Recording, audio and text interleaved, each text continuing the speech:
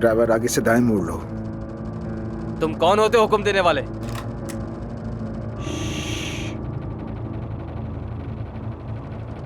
चलो दाएं मोड़ो। मैंने कहा दाएं मोड़ो।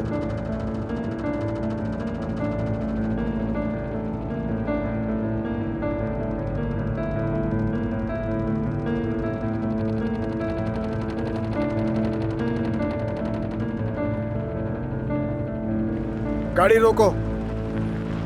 रुको रुको रुको रुको।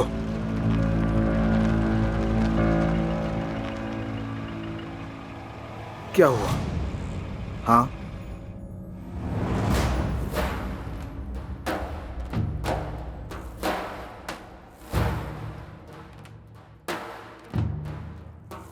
तो अब क्या हुआ?